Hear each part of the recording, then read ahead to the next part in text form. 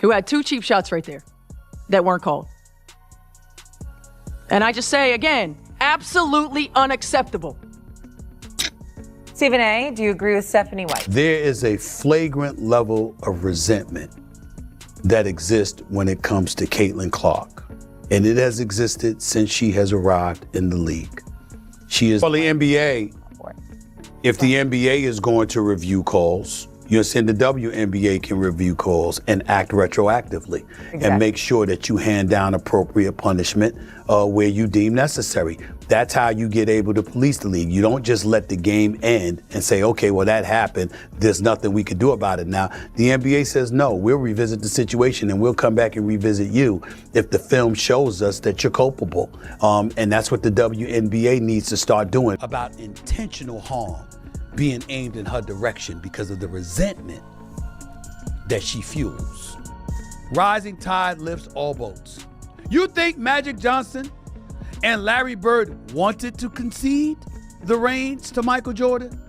I'm not comparing Caitlin Clark to Jordan in terms of her ability, even though she's pretty damn good. I'm comparing her to him as it pertains to her box office appeal for her respective sport. She's that girl. Stephen A. Smith did not try to soften his message or hide behind careful wording. He sat down on First Take and addressed the situation exactly as he saw it, saying what many fans and analysts had already been discussing openly, but had been hesitant to state so directly. According to Smith, Alyssa Thomas made contact with Caitlin Clark while Clark was already down on the floor, and the league's response left many people stunned. After the videos circulated across the sports world, after countless journalists and commentators described the incident as unacceptable, the punishment handed down was a 1-game suspension. Just 1 game. Looking at the entire situation, Smith delivered a clear message to the WNBA. The league has to do better, and he made that point without any hesitation. And folks can't stop talking about Caitlin Clark. You don't know to ride that wave? You don't know to be mindful and cognizant of that reality and go forward from there? You don't know that? Don't you want to make money? What you don't do is have such a disdain and a disregard for her that her coach is complaining. Original clip 2, and when someone like Stephen A. Smith says a situation demands change, people pay attention.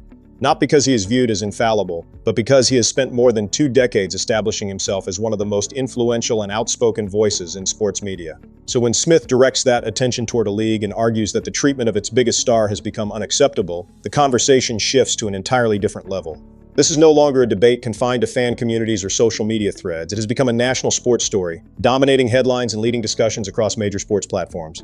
With 6:52 remaining in the second quarter, Caitlin Clark attacked the basket and collided with defender Lexi Held before falling to the court.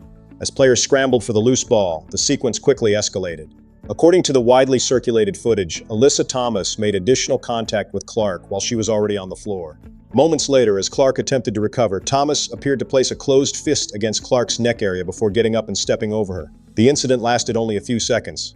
The reaction that followed has continued for far longer. So disgusting, bro. Like, this is why AT get the type of commentary that she gets. Look, that was unnecessary, bro. She literally punched Caitlin Clark, bro. And we all seen it. Don't try to be like, oh, that was an accident, this and that. Go back and rewatch it. That was not no accident. She tried to sneak one in. She even tried to kneel too, but the knee, it fell through if you go back and watch it. Cause see, I watched it and analyzed it. We all seen what happened, bro. Like, this is pathetic, bro. And then people always want to make excuses talking about, it's an accident, it's an accident. When something happened to Caitlin, y'all always want to say it's an accident. But when it happened to somebody else, all of a sudden, oh, they targeted her, or they did this, and this, and this, and that. No, this is ridiculous, Did not simply move past her. She stepped directly over her, a gesture that many viewers interpreted as deliberate and symbolic, as if she wanted everyone in the arena and watching at home to recognize exactly what had just unfolded. What made the moment even more controversial was the immediate response from the officials. The referees were only a few feet away, with an unobstructed view of the entire sequence. Yet there was no whistle, no stoppage for review, no discussion among the officials. Instead, play continued almost instantly, as though the incident had never happened at all. This girl, the Golden Goose, comes along, and she wreaks havoc. She's the Rookie of the Year. She's 4th in the league in MVP voting. 4th in the league, her rookie year. Wow. Outstanding. She's like Steph Curry. She can pull up from anywhere. You understand? She has that kind of capability. Then win a national championship Lost to LSU one year, we lost to South Carolina another year, but she's outstanding and clearly worthy of being the number 1 overall pick. And what I was saying to everybody is ride the wave. Rising tide lifts all boats. Here is the point that Stephen A. Smith has emphasized repeatedly, and it is one the WNBA ignores at its own risk. In his view, Caitlin Clark is not just another star player. She is the league's biggest attraction. Those are not our words, they are his. Smith stated it plainly: when Caitlin Clark is on the court, television ratings rise, ticket demand increases, and public interest surges. When she is absent, those numbers decline dramatically. That statement does not come from a passionate fan or a social media commentator. It comes from one of the most influential voices in sports media, someone who has spent decades analyzing what drives professional sports. And whether people like it or not, the numbers have consistently supported his argument. Because when she came into the WNBA, for 22 plus years, they had been flying commercial. They were begging for chartered flights. She arrives there, and 2 weeks later, they got chartered flights. She automatically and instantaneously improved the conditions. Attendance is still lagging. WNBA is still losing money compared to what you would hope it would earn, but clearly things are on an upward trending trajectory. It's improving, and she has everything to do with it. Attendance for Indiana Fever games, are you kidding me? WNBA draft, games on ABC, ESPN, television ratings. She's directly responsible. The league's financial growth over the past few years has been impossible to ignore. Television audiences have expanded, sponsorship interest has surged, and conversations about women's basketball now reach audiences that were barely paying attention just a few seasons ago. Stephen A. Smith understands the business side of sports as well as anyone in the industry. He understands what Caitlin Clark represents, not only as a player, but as one of the league's most valuable commercial drivers. That is why his criticism comes with such urgency. In professional sports, organizations are expected to protect their most important assets. You do not allow the player generating unprecedented attention, revenue, and national interest to repeatedly absorb unnecessary physical punishment while sending the message that the consequences will be minimal. From Smith's perspective, a one-game suspension was not simply a disciplinary decision.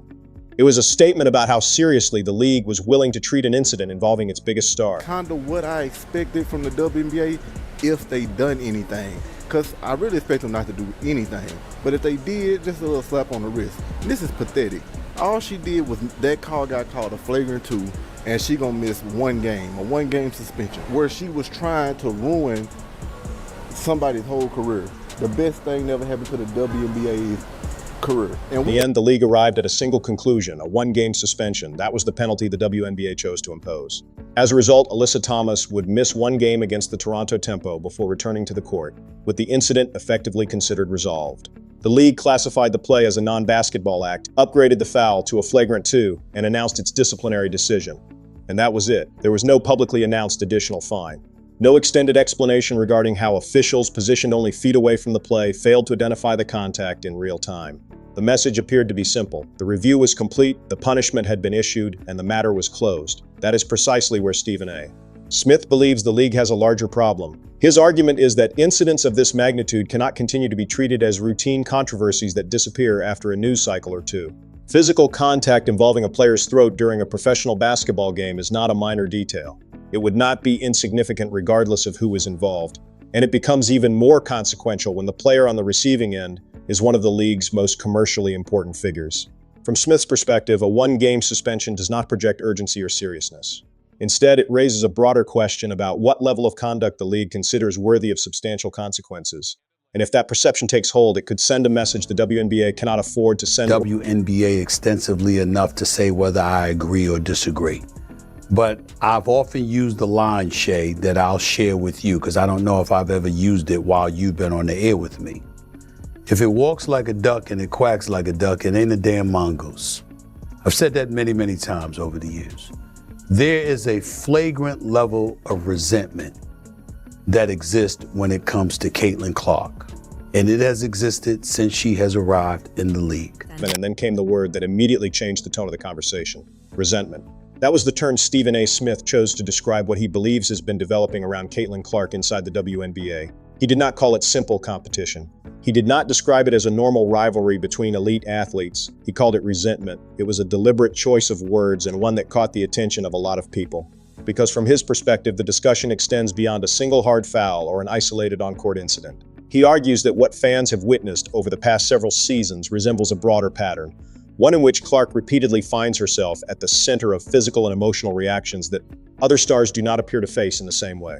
Smith's argument focuses on the extraordinary impact Clark had almost immediately after entering the league. Within a remarkably short period of time, she became one of the most recognizable figures in women's basketball. Media attention intensified, ticket demand increased, sponsorship opportunities expanded, national conversations increasingly revolved around her presence. At the same time, many veteran players had spent years helping build the league's foundation and establishing their own careers and reputations. From Smith's viewpoint, watching a rookie arrive and instantly become the primary focus of attention could naturally create frustration and resentment among some competitors. He is not presenting that as an excuse for what happens on the court. Rather, he is offering it as an explanation for why emotions surrounding Caitlin Clark have become so intense and why the debate surrounding her treatment continues to grow. There's a couple of things I don't like about this. First, Caitlin does fall by herself here. The hand right into the neck to kind of hold Caitlin down, then the step over. Alyssa Thomas, watch her. She notices the ball goes back behind her, still steps right over here. After the game, she was interviewed. Alyssa Thomas was like, congratulations on a clean win. Yeah, good win. No foul here, nothing at all. Clapping, pointing, foul. Fist to the neck. I didn't see anything. Here is the thing about resentment in professional sports. It can be managed when the rules are enforced consistently. If officials call the game the same way for every player, that frustration stays where it belongs, in the competition itself. It does not turn into a safety concern or become a national story. The problem starts when players feel like certain actions will not be punished. Questions about the officiating around Caitlin Clark have been raised repeatedly by fans and media members. Not every hard play is intentional, and not every collision is malicious. But when similar incidents continue to happen without a whistle, it becomes harder for people to ignore the pattern. And when the officials who witnessed the Thomas incident in real time chose not to call anything, it only added to the growing criticism that the rules are not always being applied equally. Basketball, bro. This is not basketball. This is some jailbird type of stuff, bro. Some C-block ball. Like, this is garbage, man. This is garbage. Like, she needs to be banned. She hurts everybody. Hey, one thing she don't do, she don't discriminate. She don't care if you're white or black. She's gonna beat the hell out of you.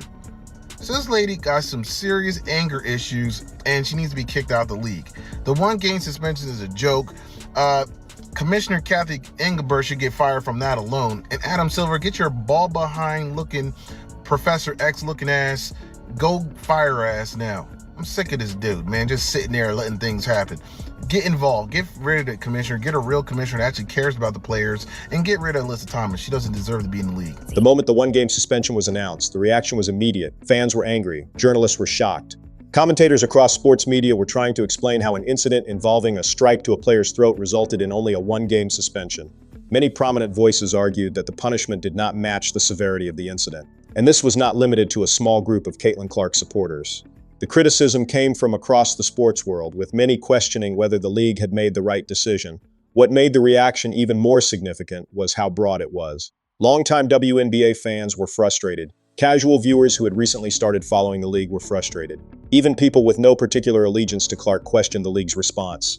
Then the controversy grew even larger when the Phoenix Mercury's social media account posted content that many interpreted as mocking Clark after the game. The post was quickly deleted after backlash erupted, but screenshots had already spread across social media. That added another layer to an already heated debate. For many observers, the issue was no longer just about one incident on the court. It became part of a broader conversation about how Caitlin Clark is perceived and treated within the league. And for those who agree with Stephen A. Smith's argument about resentment, moments like that only reinforce their concerns. Like, y'all do realize that Caitlin Clark could just be, like, bounced from this fucking league and be done with it. Like, Caitlin Clark doesn't need the WNBA. She's already come in here and annihilated records that it's taken veterans 8, 9, 10, 12, 15 years to do, okay? Caitlin Clark's already broken those records and reset them in less than 2 years. She came in, got the WNBA players the ability to fly private. She came in, got the WNBA veterans to come together and renegotiate a CBA so that players all around the WNBA now have the ability to earn millions of dollars playing this pathetic sport that these players want to turn into. Now, a question that many people once avoided discussing is being asked openly. Should Caitlin Clark consider leaving? Not as a dramatic statement or a permanent decision, but a serious conversation about whether the league is doing enough to protect and support its biggest star. The people asking that question are not necessarily trying to create controversy. Many of them are reacting out of concern. They have watched the hard fouls, the missed calls, the disciplinary decisions, and the controversies that have followed, and they are wondering how much any player should be expected to tolerate. The argument they make is simple. If Caitlin Clark ever decided she had reached her limit, the impact on the league would be enormous. Television ratings, ticket sales, sponsorship interest, and national attention have all been heavily influenced by her presence. That is why critics argue that the WNBA cannot afford to treat these incidents as ordinary controversies. They believe the league needs to show that it fully understands the value of what and who it has.